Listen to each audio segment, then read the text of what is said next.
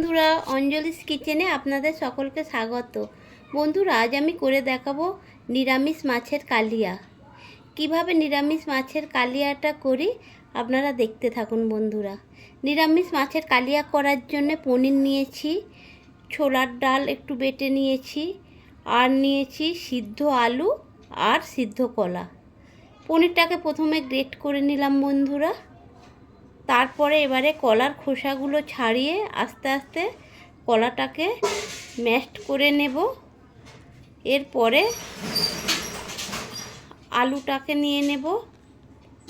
আলুটা নিয়ে এইবারে খোসাগুলো ছাড়িয়ে গ্রেট করে নিচ্ছি আলু কলাটাকে।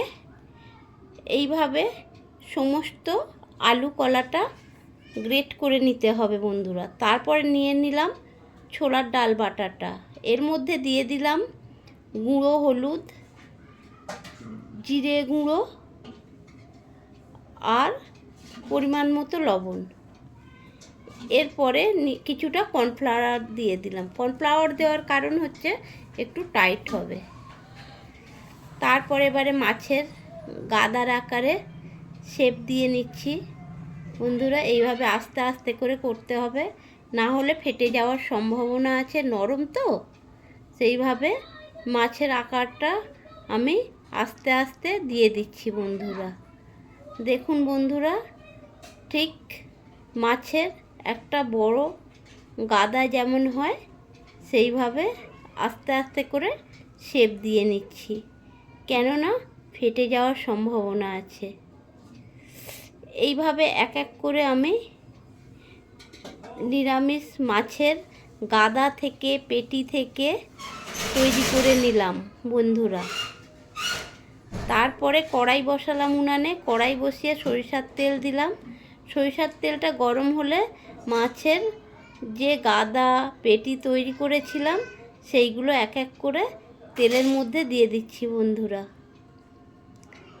এইভাবে দেখুন, ভালো করে এপিট ওপিট করে ভাজার জন্য সমস্ত মাছের গাদা পেটি দিয়ে দিলাম।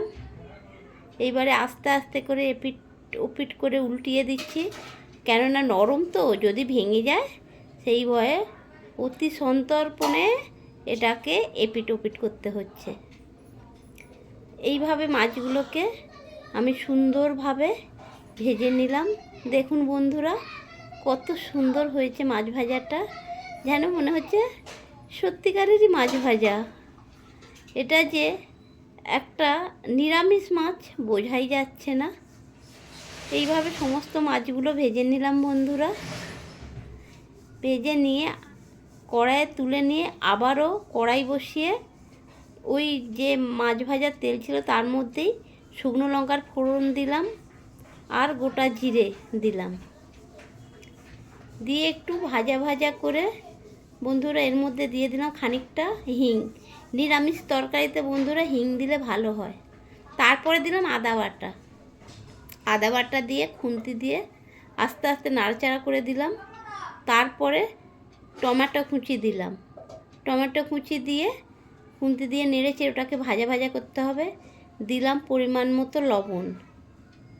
লবণ দিয়ে নাড়াচাড়া করে মধ্যে দিয়ে দিলাম হলুদ গুঁড়ো।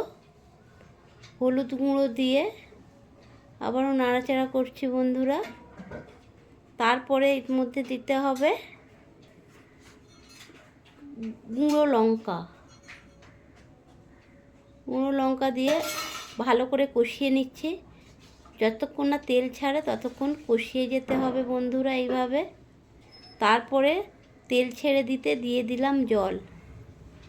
জল দিয়ে ঝোলটা তৈরি করছি। ঝোলটা একটু বেশি করেই করছি, কেননা মাছগুলোর মধ্যে দিলে অনেকটা ঝোল টেনে নেবে মাছের মধ্যে। ফুটে গেল আমার ঝোল। তারপরে মাছগুলো এক এক করে ঝোলের মধ্যে দিয়ে দিচ্ছি বন্ধুরা। এইভাবে সমস্ত মাছগুলোকে ঝোলের মধ্যে দিয়ে দিলাম। সবশেষে কিছু কাঁচা লঙ্কা দিয়ে দিলাম আর দিয়ে দিলাম কুচানো ধনিয়া পাতা।